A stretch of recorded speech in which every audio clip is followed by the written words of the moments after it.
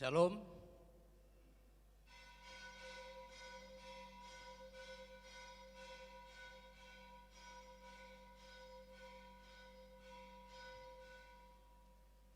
Sebelum kita mulai ibadah ini, jemaat kami nama Allah Bapa dan nama anaknya Tuhan Yesus Kristus dan nama Roh yang Kudus yang menciptakan langit dan bumi. Amin. Demikianlah firman Tuhan Yesus. Berbahagialah orang yang lapar dan haus akan kebenaran, karena mereka akan dipuaskan. Berbahagialah orang yang suci hatinya, karena mereka akan melihat Allah. Haleluya. Haleluya. Haleluya. Haleluya.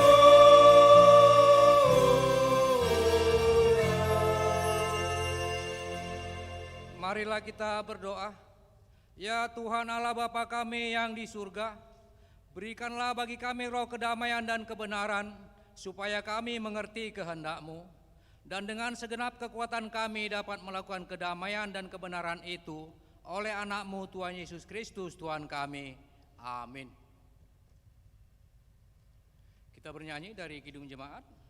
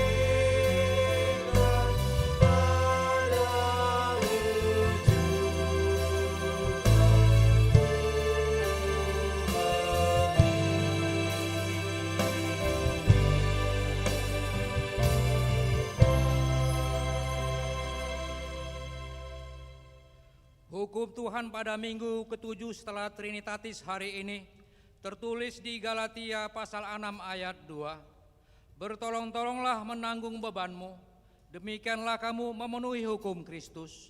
Demikianlah hukum Tuhan. Marilah kita memohon kekuatan dari Tuhan. Ya Tuhan, kuatkanlah kami melakukan yang sesuai dengan hukum-Mu. Amin. Kita bernyanyi dari Kidung Jemaat.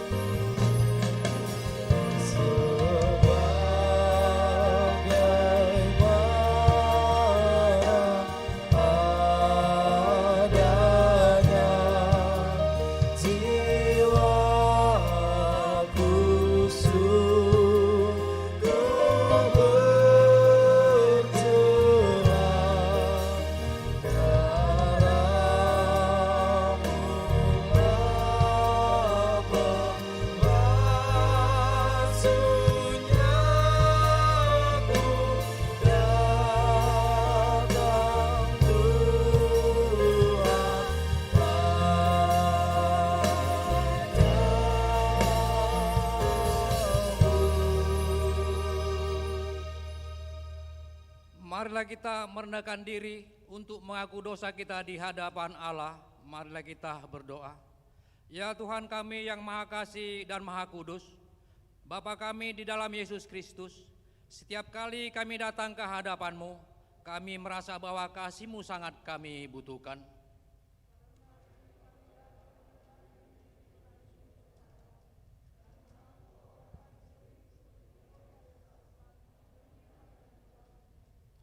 Janganlah Engkau mengucilkan kami dari hadapan-Mu oleh karena dosa dan pelanggaran kami, karena Engkau tidak menginginkan kematian dari orang fasik, melainkan Engkau menginginkan pertobatannya agar dia selamat.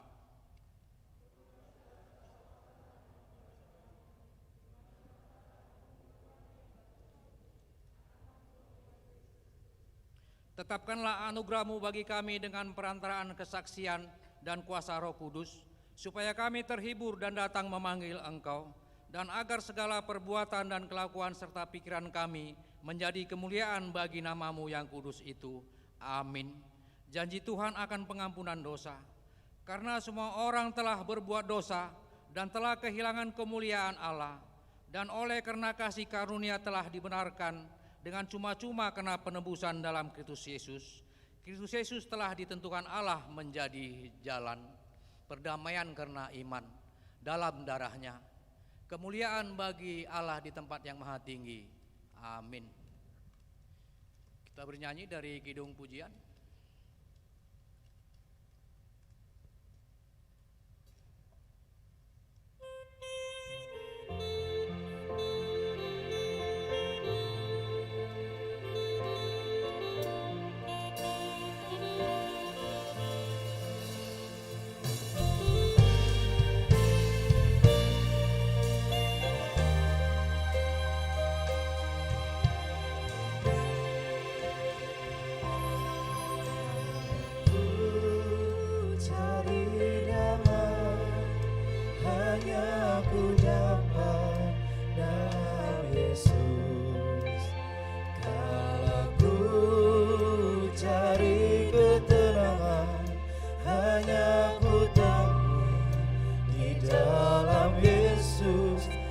Satu pun dapat menghiburku, tak seorang pun dapat menolongku.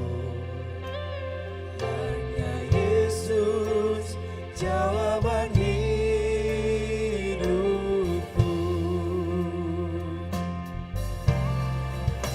Bersama Dia hatiku damai, walau dalam lembahku kelam. Bersama Dia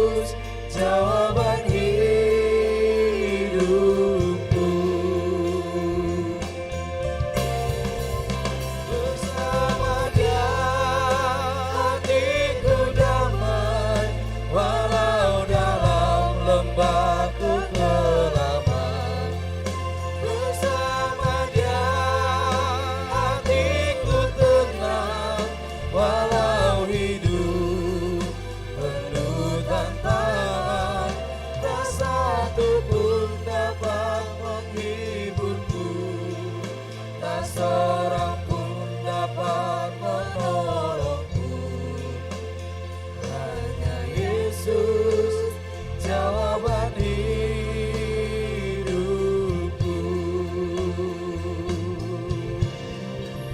Bersama Dia hatiku damai, walau dalam lembah kekelaman.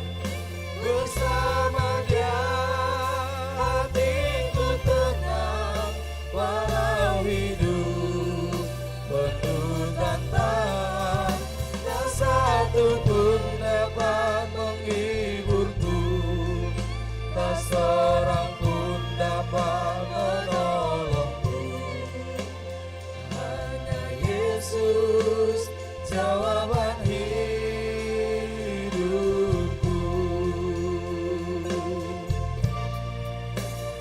Hanya Yesus, jawaban hidupku.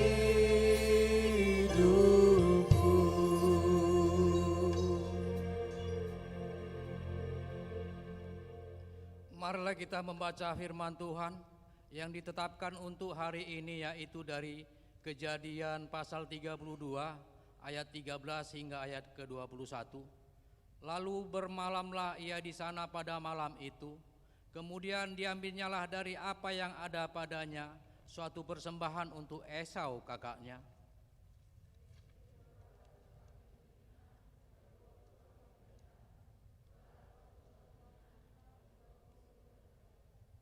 Tiga 30 unta yang sedang menyusui beserta anak-anaknya, 40 lembu betina dan 10 lembu jantan, 20 keledai betina dan 10 keledai jantan.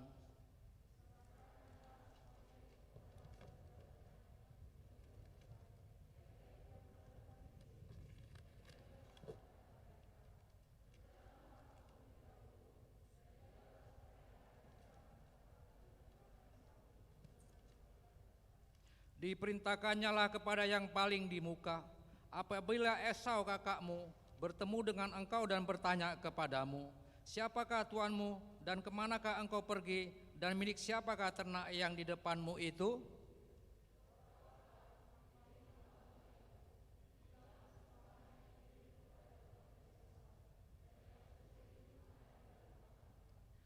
Begitulah diperintahkannya baik kepada yang kedua maupun kepada yang ketiga, dan kepada sekalian orang yang berjalan mengiring kumpulan hewan itu. Katanya, seperti perkataanku tadilah kamu katakan kepada Esau, apabila kamu berjumpa dengan dia.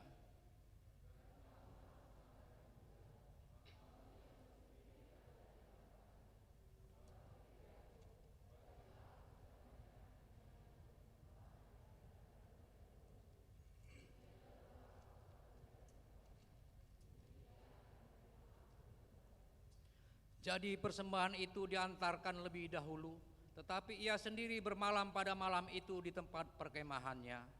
Demikian pembacaan firman Tuhan. Berbahagialah orang yang mendengar firman Allah serta memeliharanya. Amin. Kita bernyanyi dari Kidung Jemaat.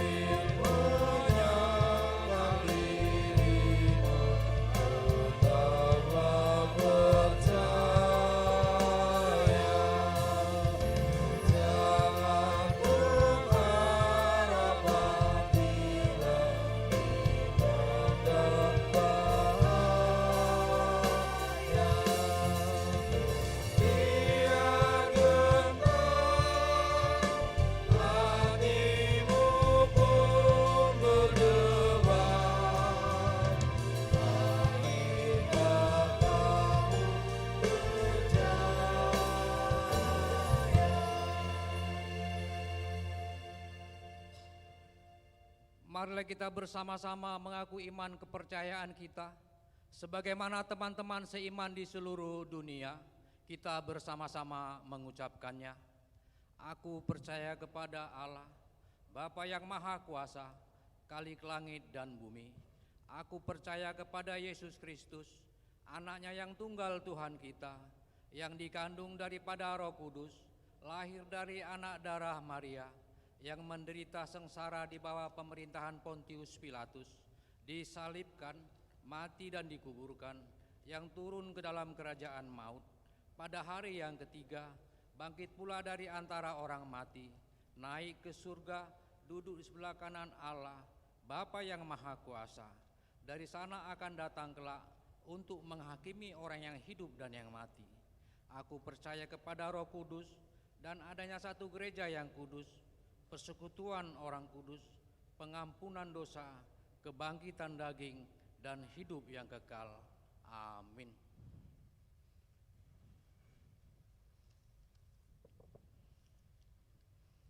Kita akan dengarkan warta jemaat.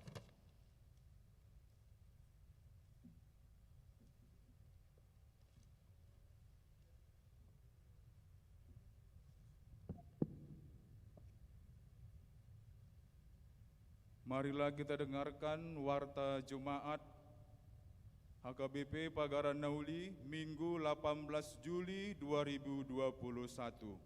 Shalom. Majelis dan jemaat mengucapkan selamat hari Minggu kepada seluruh jemaat yang mengikuti ibadah Minggu saat ini, dan selamat datang kepada anggota jemaat yang pertama sekali mengikuti ibadah Minggu saat ini. Majelis dan jemaat mengucapkan selamat ulang tahun kelahiran dan ulang tahun pernikahan kepada anggota jemaat yang berulang tahun mulai hari ini tanggal 18 sampai dengan 24 Juli 2021. Tuhan Yesus memberkati. Warta yang pertama, nama minggu, minggu yang ketujuh sesudah Trinitatis atau Ketritunggalan Allah. Topik minggu, kesatuan dan damai dalam Tuhan.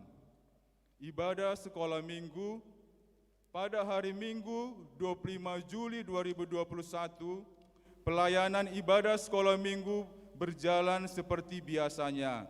Masuk pukul 7.45 di lantai 1, supaya orang tua mengingatkan anak sekolah minggu mengikuti ibadah minggu dengan protokol kesehatan. Warta yang keempat, rapat pendeta distrik 10 Medan Aceh. Pada hari Senin sampai dengan Selasa 26 sampai dengan 27 Juli 2021 akan dilaksanakan rapat pendeta distrik 10 Medan Aceh di Aula Kedokteran Universitas Nomen Sen Medan.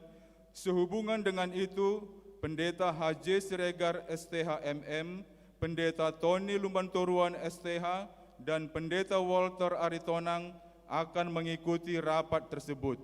Marilah kita doakan supaya rapat pendeta berjalan dengan baik. Sermon Parhalado akan dilaksanakan pada hari Senin 20 Juli 2021 mulai pukul 18.00 WIB bertempat di lantai 1. Penundaan pemberkatan nikah. Sehubungan dengan aturan pemerintah tentang pelaksanaan pembatasan kegiatan masyarakat atau PPKM, maka anggota jemaat yang hendak menikah atau yang sudah masuk warta pertama, yaitu atas nama Roni Aksara Sinaga SE dengan Seli Monita Siregar SE, pelaksanaan pernikahan mereka ditunda dan pengumuman berikutnya akan diwartakan oleh gereja. Warta yang ketujuh, akan menerima pemberkatan nikah. Warta pertama, akan menerima pemberkatan nikah Bobi Hartanto Pakpahan Eskom, putra Bapak Dr. Andus Alfred Pakpahan Nahinan, dan Ibu Sartika Lumban Gaul MPD, alamat Jalan Karya Helvetia, anggota Jemaat AKBP Pagaran Nauli, Resort Medan Millennium, dengan Juli Oksiana Manik SE, putri Bapak Kompol Lirensius Manik almarhum, dan Ibu Juwita Situmorang, alamat Jalan Harapan Pasti nomor 546, Jemaat AKBP Eklesia Resort Medan Kota. Pemberkatan nikah akan dilaksanakan pada hari Sabtu 31 Juli 2021 di HKBP Pagaran Nauli. Warta ke-8, kotak dana pensiun.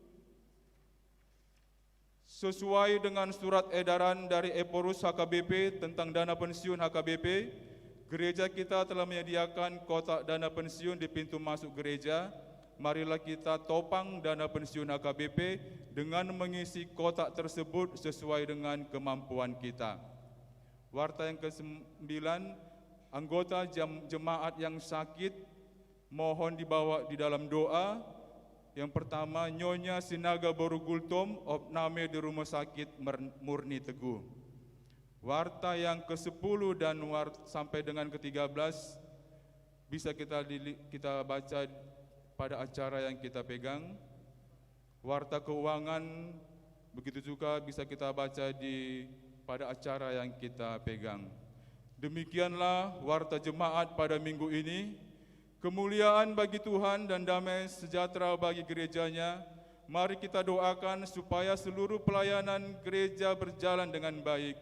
Kiranya kasih dan damai sejahtera dari Allah Bapa kita dan dari anaknya Tuhan Yesus Kristus dan Roh Kudus menyertai kita semuanya. Amin. Shalom.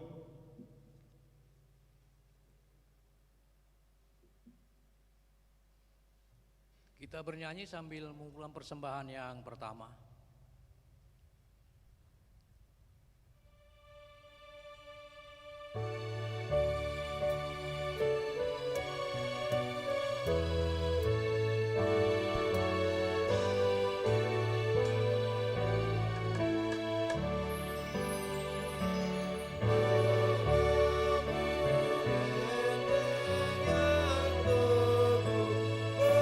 Perisai dan senja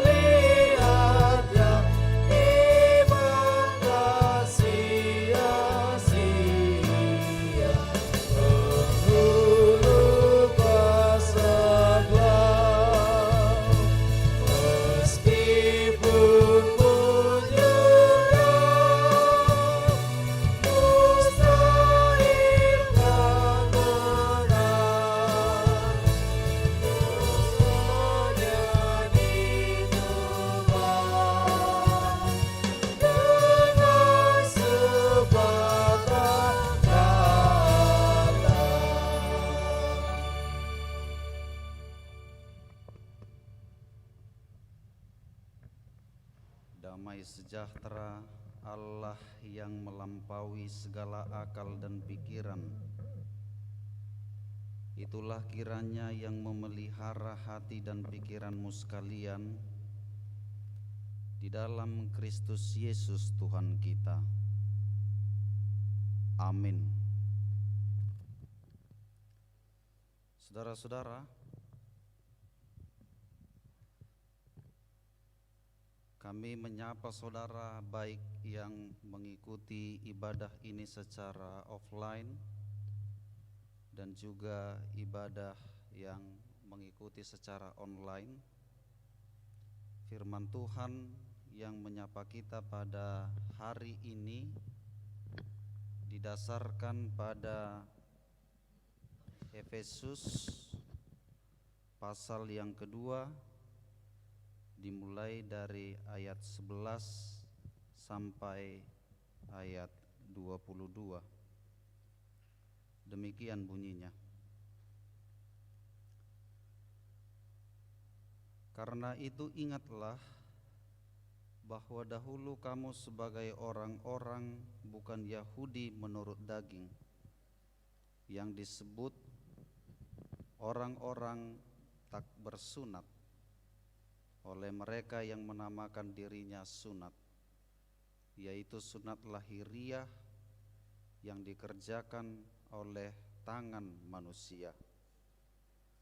Bahwa waktu itu kamu tanpa Kristus, tidak termasuk kewargaan Israel, dan tidak mendapat bagian dalam ketentuan-ketentuan yang dijanjikan, tanpa pengharapan dan tanpa Allah di dalam dunia.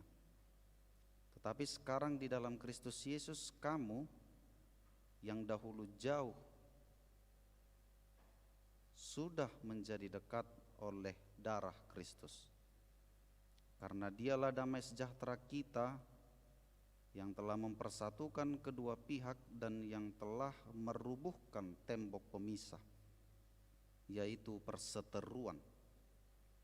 Sebab dengan matinya sebagai manusia ia telah membatalkan hukum Taurat dengan segala perintah dan ketentuannya, untuk menciptakan keduanya menjadi satu manusia baru di dalam dirinya, dan dengan itu mengadakan damai sejahtera, dan untuk memperdamaikan keduanya di dalam satu tubuh dengan Allah oleh salib, dengan melenyapkan perseteruan pada salib itu.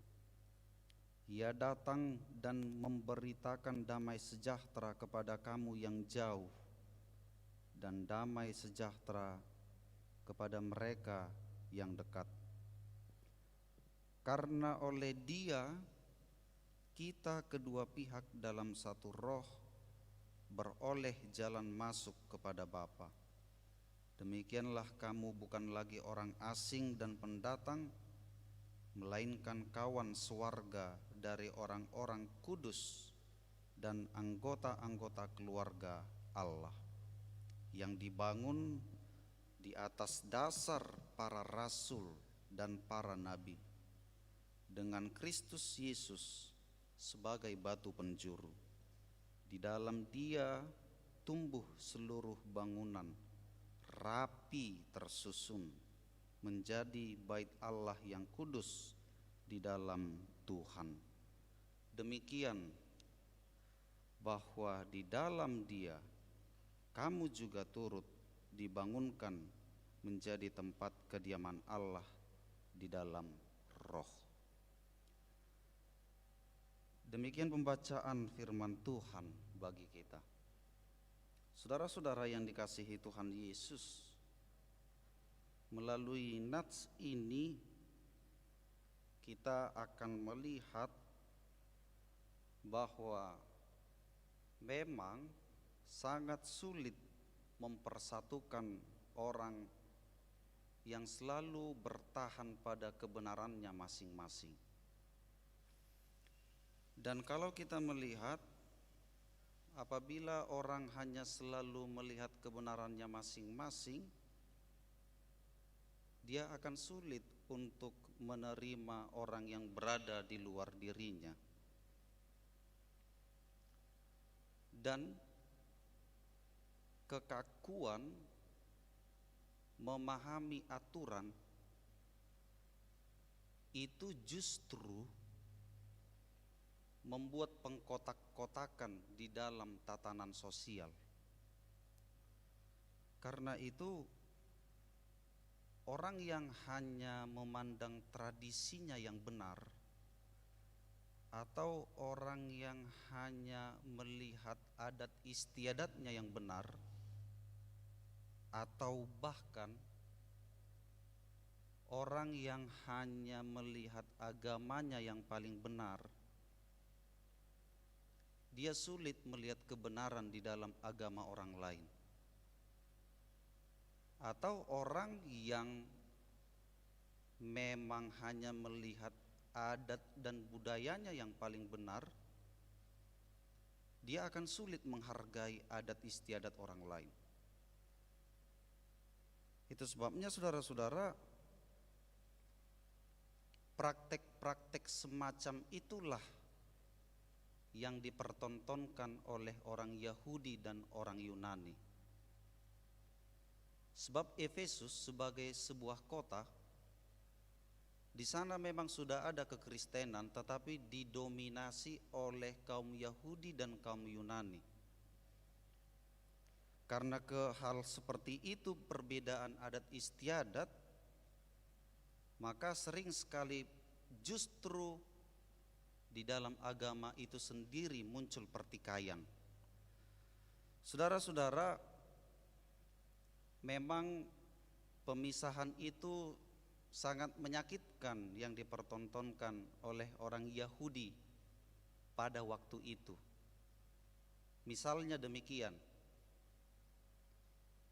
orang Yahudi tidak boleh masuk ke rumah orang yang di luar suku atau agamanya, sebab mereka berpikir di luar orang Israel dan orang Yahudi, mau satu agama pun, tapi asal labelnya adalah di luar Israel dan Yahudi, itu najis.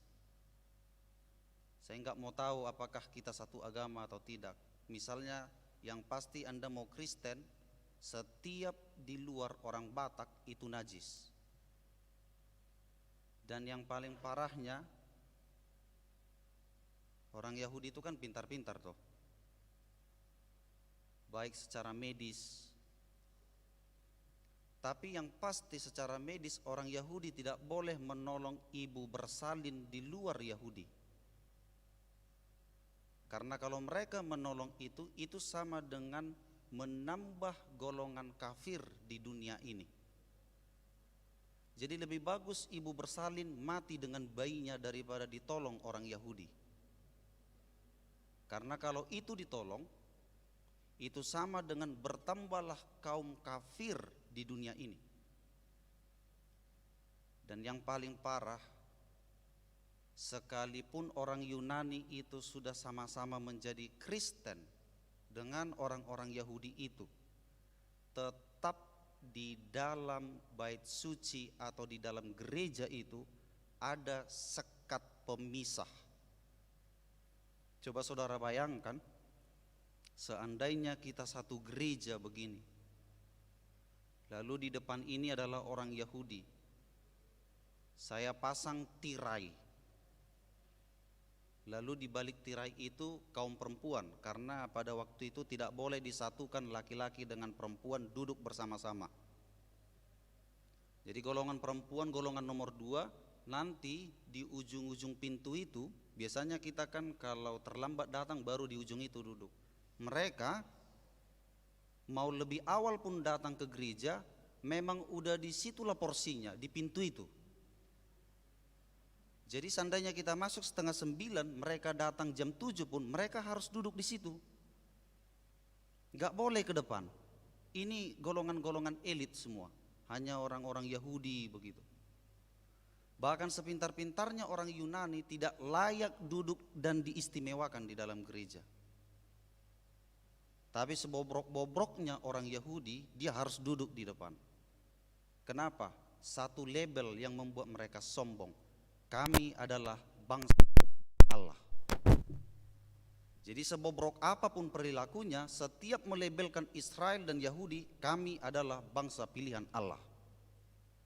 Sehingga di luar itu enggak ada yang benar. Di luar itu adalah kafir. Bagaimana perasaan saudara apabila saya menghalangi Anda untuk duduk di depan? Memang tirainya bagus. Tirainya bagus. Buktinya ketika mereka mendirikan tiang sekat pemisah itu, dia bukan tirai tetapi berbentuk beton. Di dalam beton itu ada ukiran yang luar biasa seperti gorga-gorga Batak begitu. Tetapi isinya adalah peraturan bahwa di luar orang Yahudi dilarang masuk ke dalam. Mereka mendirikan pilar yang luar biasa, tetapi di dalam pilar itu banyak sekali tulisan ukiran yang melarang orang di luar Yahudi untuk menyatu dengan orang-orang yang ada di sekitaran Yahudi itu. Itu sebabnya kita melihat dari mana sebenarnya hal itu datang. Ya dari peraturan yang mereka tetapkan di dalam adat istiadat. Kenapa mereka melarang orang Yunani untuk bersatu dengan mereka? Selain dari label mereka adalah bangsa pilihan Allah. Itu yang dijelaskan di dalam Alkitab kita tadi. Karena mereka enggak bersunat. Jadi kalau engkau mau dilayakkan di hadapan Allah, kalau engkau mau menyatu dengan orang Yahudi, satu syaratnya adalah engkau harus bersunat.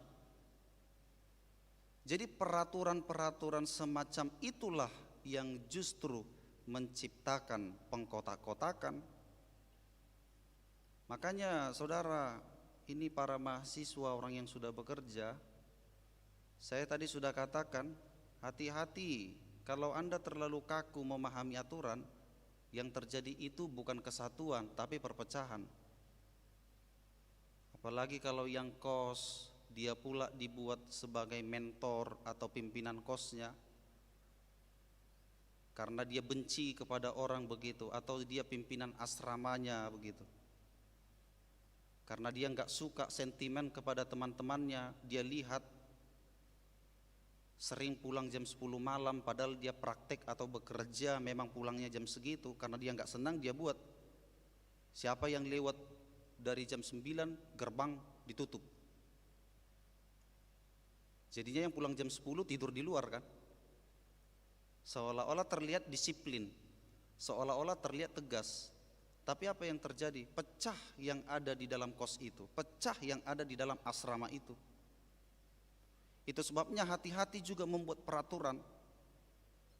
Jangan membuat peraturan tujuannya untuk perpecahan, tetapi tujuan membuat peraturan adalah kasih yang mempersatukan. Itu yang ditentang oleh Rasul Paulus. Okelah kita bergereja, okelah kita beribadah, kita sama-sama memuji Tuhan. Tapi sampai kapan sekat-sekat pemisah itu terus berjalan? Okelah kita sama-sama menyembah Yesus. Tapi sampai kapan praktek-praktek pembeda-bedaan itu terus diberlakukan? Seolah-olah orang yang Yahudi itu lebih luar biasa. Seolah-olah orang-orang yang di luar Yahudi itu adalah golongan yang tidak baik. Itulah dasar Paulus membawa ajaran yang benar dan mendudukkan pondasi yang benar di dalam gereja. Sebenarnya nggak ada yang bisa dibela sih. Mau Yahudi mau Yunani juga nggak ada yang bisa dibela. Kenapa? Karena kalau saudara pernah mendengar Cicero, Aristoteles, Plato juga mengajarkan hal yang sama kan? Mereka juga mengatakan di dunia ini hanya ada dua golongan, golongan Yahudi dan golongan barbar. Orang yang di luar Yunani Dan orang yang tidak bisa berbahasa Yunani itu adalah orang-orang yang tidak layak untuk masuk ke dalam kekekalan. Maka golongan yang layak adalah orang Yunani, di luar itu adalah barbar. Itu sebabnya Yunani dan Yahudi sebenarnya nggak ada yang bisa dibela. Tapi kita kembali lagi kepada permasalahan, sampai kapan sekat-sekat pemisah itu ada terus? Sampai kapan kita sama-sama beribadah tetapi saya merasa jauh dengan Anda? Sampai kapan kita sama-sama berdoa tetapi tidak ada damai di hatiku dan di hatimu karena jarak kita terlalu jauh sekalipun kita sama-sama duduk di samping? Ini yang mau dipecahkan Paulus. Itu sebabnya kita bisa melihat bahwa sebenarnya dunia ini begitu luas untuk tempat manusia hidup. Begitu luas. Tetapi dunia ini menjadi sempit karena terlalu banyak tembok-tembok pemisah. Orang-orang yang agamanya ini beragama A tidak boleh menyatu dengan agama B. Orang-orang yang adatnya demikian tidak boleh menyatu dengan orang yang beradat istiadat demikian. Siapa yang paling benar? Agama kami. Siapa yang paling benar? Budaya kami. Di luar budaya kami tidak ada kebenaran. Persoalannya, sampai kapan kita berpikir demikian? Kita merindukan kesatuan, tetapi cara berpikir kita masih menganggap kita yang paling benar. Itulah yang dibawa Paulus. Sebuah gebrakan yang baru yang menghancurkan sekat-sekat sosial itu. Dia mengatakan bahwa pondasi yang benar adalah bila Kristus benar-benar diletakkan menjadi dasar gereja. Bukan pemikiran manusia, bukan adat istiadatmu, bukan kebiasaanmu. Enggak salah sunat, enggak salah, ya lanjutkan aja sunat. Seperti orang Yahudi itu, ya kalau Anda mau sunat, ya silakan aja sunat.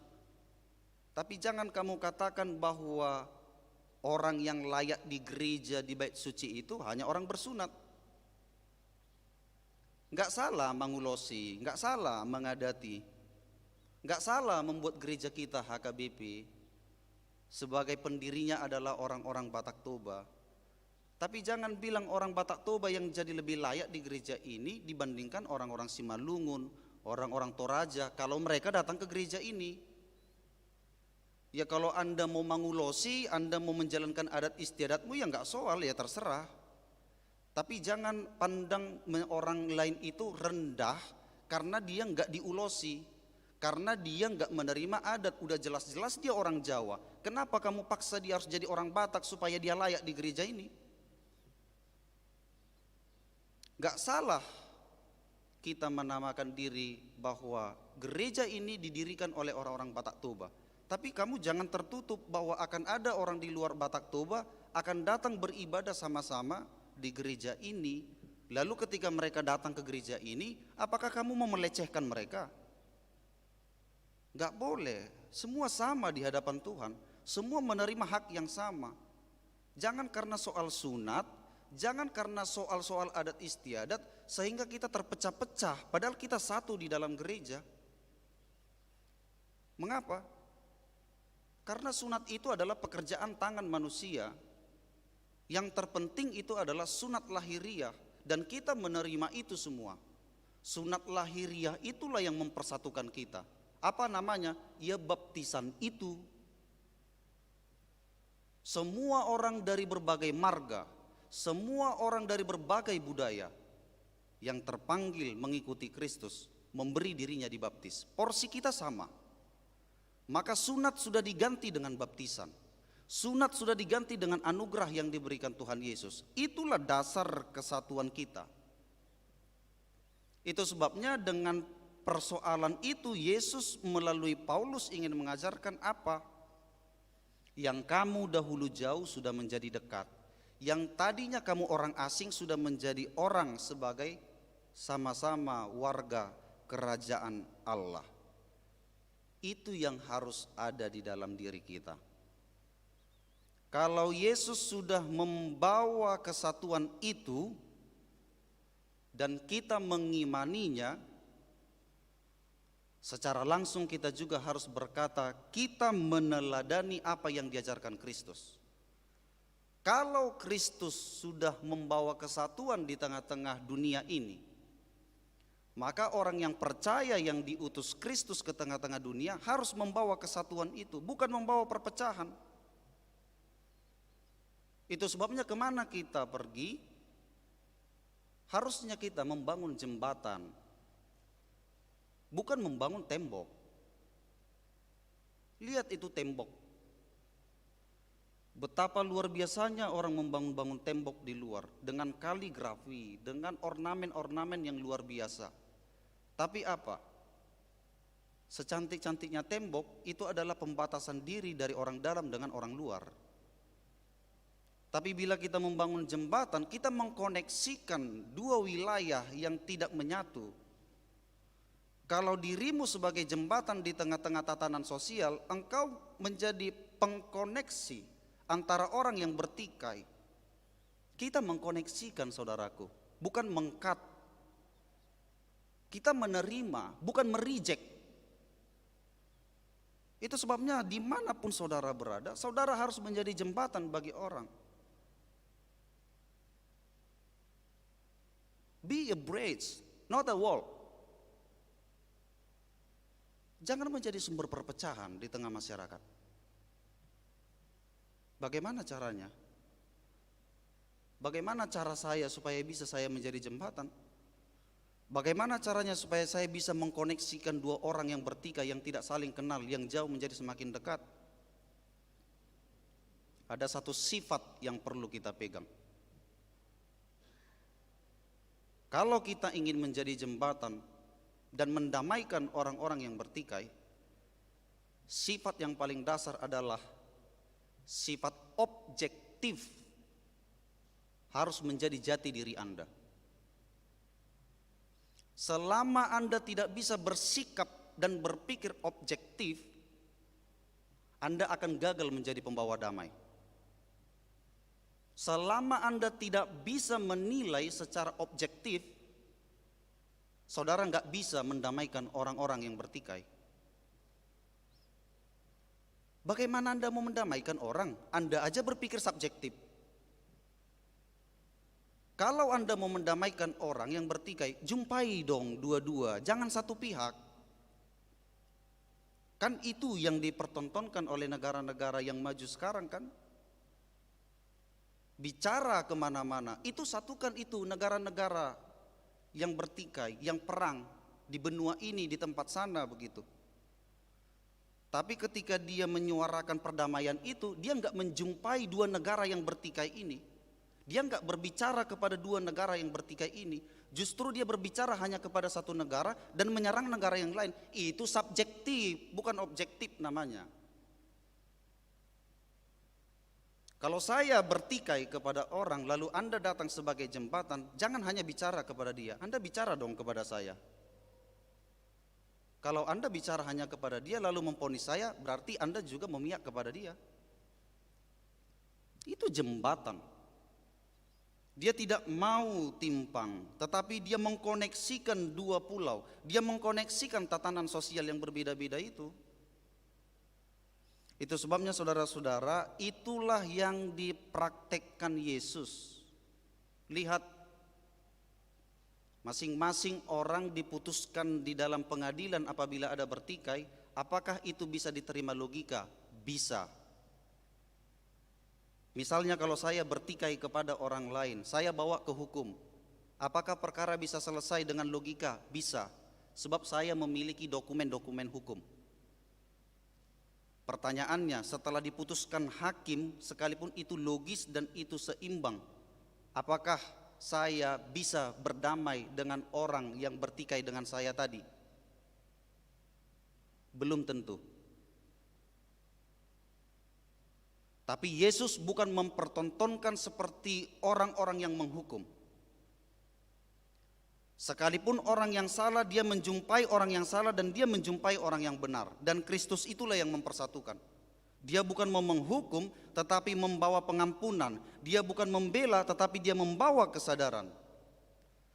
Saudara-saudara, itulah yang ingin ditekankan menjadi jati diri gereja. Bukan menjadi gereja yang eksklusif, tetapi menjadi gereja yang inklusif. Sederhananya, jangan kita yang menghalang-halangi Allah untuk berjumpa kepada orang sekalipun itu berdosa. Jangan gereja lebih eksklusif daripada Allah yang ingin berjumpa kepada orang-orang yang ada di dunia ini. Itu sebabnya hati-hati di dalam memahami aturan dan peraturan. Kita boleh menegakkan aturan, tetapi ingat, di atas aturan harus ada kasih. Di gereja juga kita boleh menegakkan aturan dan peraturan, tetapi di atas aturan dan peraturan gereja ada Alkitab sebagai Kristus yang mempersatukan. Bukan aturan dan peraturan yang menciptakan Alkitab, tetapi buah dari perenungan akan Alkitab terciptalah aturan dan peraturan. Sekarang orang begitu, memberi aturan dan peraturan, dilanggar sekali udah langsung cut, pecat. Tidak ada peringatan, tidak ada pengampunan. Disiplin luar biasa, ketegasan luar biasa. Pertanyaannya, apakah dengan cara demikian kita bisa bersatu? Belum tentu. Itu sebabnya biarkanlah Yesus sebagai pondasi dan pemersatu gereja. Setiap orang memiliki kebenaran. Anda memiliki kebenaran, saya juga memiliki kebenaran. Tapi kalau saya melegakan kebenaran saya dengan kebenaran Anda, apa yang terjadi? Kita akan pecah. Maka sekalipun Anda benar dan saya benar, kita perlu mengalah terhadap kebenaran kita dan tunduk kepada kebenaran Kristus itu. Kalau Anda bertahan kepada kebenaran dan adat istiadat saudara, saya juga bisa bertahan kepada kebenaran saya. Tapi sampai kapan kita begitu? Kalau terus orang Kristen hanya menganggap dirinya yang paling benar, di luar Kristen adalah kafir bagi dirinya, sampai kapan dunia ini seperti itu? Bencana-bencana ada di mana-mana. Pemerintah kita membuat PPKM, dulu membuat lockdown. Dulu membuat orang-orang itu dibatasi pergi kemana-mana. Kita terganggu. Saat-saat bencana seperti inilah kesatuan itu dibutuhkan. Bukan dengan cara yang seperti ini kita justru semakin pecah. Terkadang kita perlu merenungkan bencana yang terjadi di sini. Kita perlu flashback apa yang terjadi terhadap bencana ini. Kita bukan mau mengutuki, kita bukan mau menghakimi. Tetapi jangan-jangan bencana ini datang karena perilaku kita sendiri. Karena kita selalu mengkotak-kotakan, kita selalu mendiskreditkan orang, kita selalu melihat orang yang lebih kecil. Dalam bencana inilah kita ingin disadarkan. Masalah dari mana bencana ini, di sini kita ingin diajarkan kesatuan itu. Bukan melalui bencana kita ingin berbicara ini karena dia, ini karena dia. Bukan, itu enggak penting di saat bencana ini. Yang penting itu adalah saling mengampuni supaya kita bersatu melawan segala bencana ini, melawan segala pandemik ini. Kalau di dalam gereja dan di bait suci pun kita terpecah-pecah, percayalah dunia ini akan kita pecahkan. Itu sebabnya jangan terus bertekad kepada kebenaranmu. Di diri orang lain juga ada kebenaran, saudaraku. Bila engkau pintar, orang lain juga pintar kok. Bila engkau kaya, orang lain juga kaya kok. Bila engkau brilian, bukan hanya dirimu yang brilian, orang lain juga brilian. Dia punya pemikiran. Tapi kalau ini kita laga, yang terjadi adalah perpecahan. Sebabnya saya berkata, mengalahlah, mengalah. Jangan memandang dirimu yang paling benar, mengalahlah. Mengalah dan tunduk kepada kebenaran Kristus. Sebab di dalam Kristuslah ada kebenaran dan kedamaian itu. Tuhan memberkati. Amin.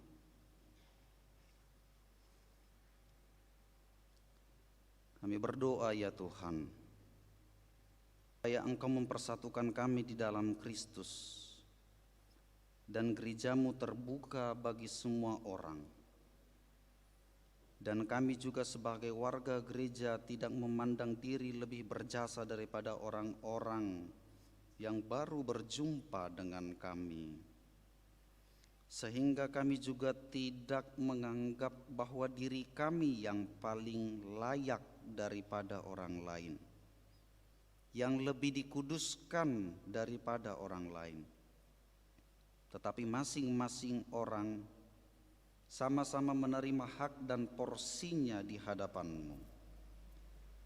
Biarkanlah tembok-tembok pemisah itu kami hancurkan bersama dengan Roh Kudus, supaya setiap orang yang berbeda-beda dengan kami, baik secara agama, baik secara adat istiadat, tetapi melalui Roh Kristus menjembatani kami untuk berinteraksi dan bersekutu dengan orang lain sebagai dasar kesatuan bahwa kami sama-sama diciptakan oleh Allah yang berkuasa di atas langit dan bumi ini.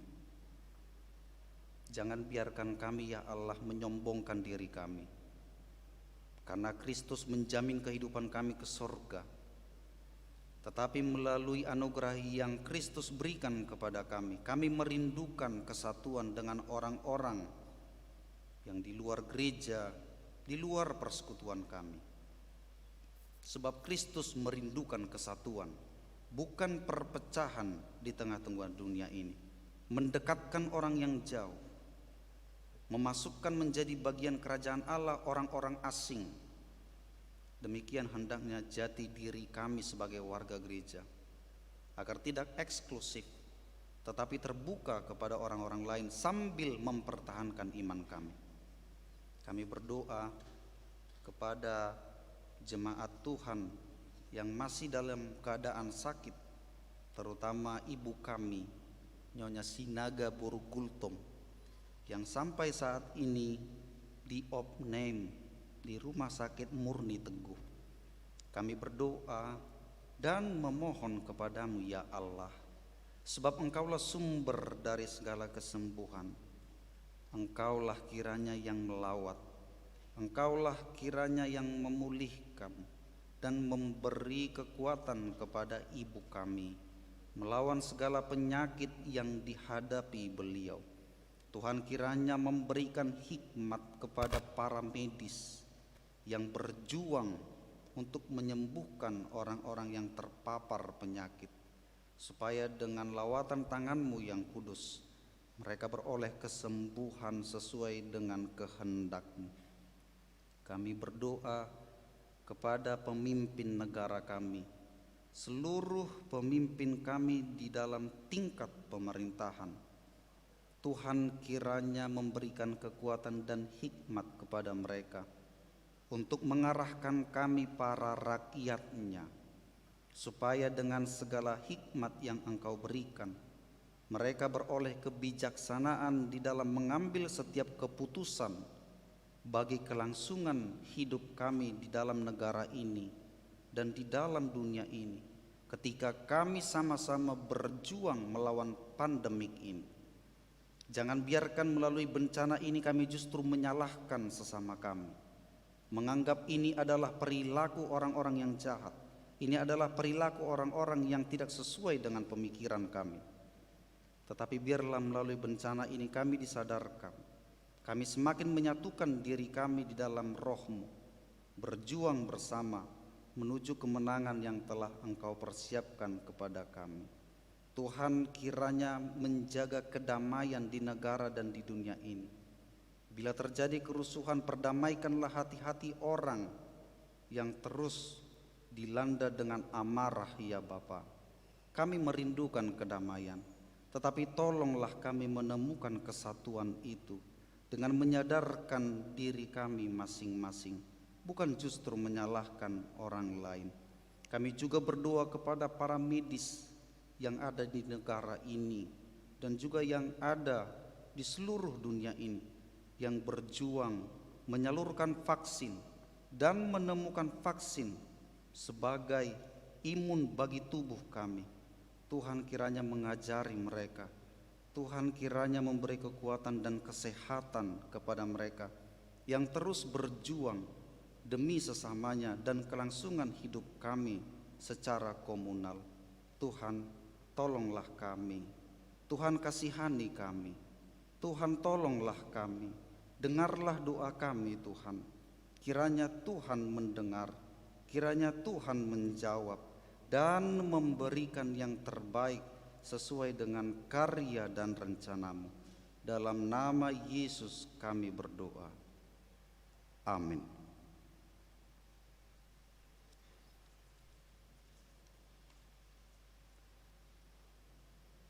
Marilah kita bernyanyi dari Kidung Jemaat nomor 252 sambil mengumpulkan persembahan.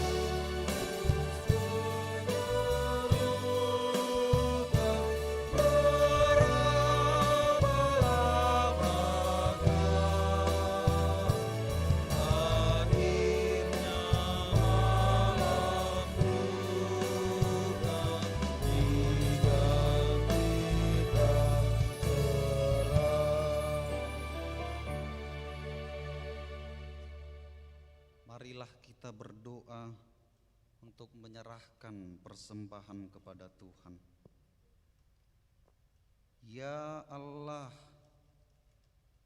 Bapa kami yang di surga, kami mengaku bahwa Tuhan adalah sumber dari segala karunia yang melimpah dalam kehidupan kami masing-masing. Sebahagian daripada karunia itu kami serahkan kembali sebagai persembahan kepada Tuhan. Terimalah dan berkatilah persembahan umat-Mu ini, agar dapat kami pergunakan untuk pekerjaan dan pelayanan kerajaan Tuhan di dunia ini. Bukalah hati kami untuk mengenal betapa banyak berkat dan karunia yang kami peroleh dari Tuhan, supaya kami senantiasa bersyukur kepadamu di dalam nama Yesus Kristus Tuhan kami. Amin.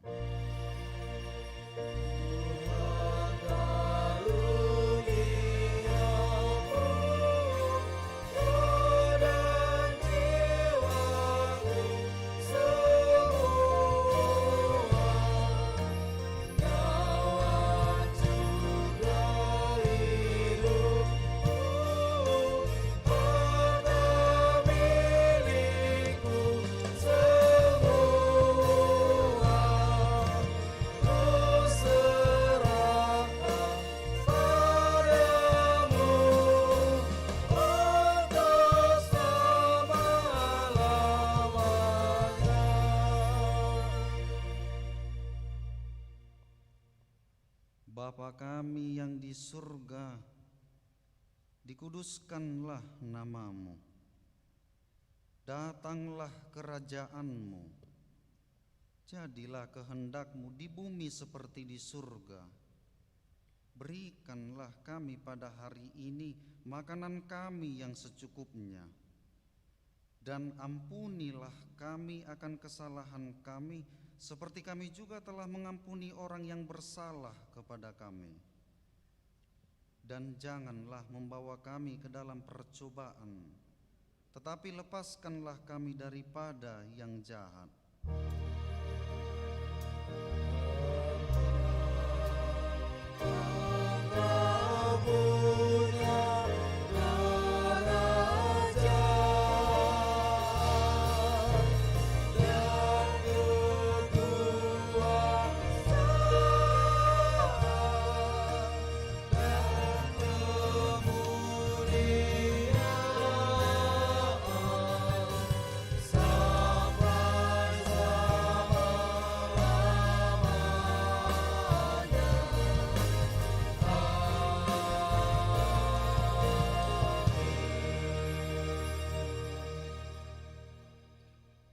Berangkatlah, terimalah berkat dari Tuhan. Tuhan memberkati engkau dan melindungi engkau. Tuhan menyinari engkau dengan wajah-Nya dan memberi engkau kasih karunia. Tuhan menghadapkan wajah-Nya kepada engkau dan memberi engkau damai sejahtera. Amin.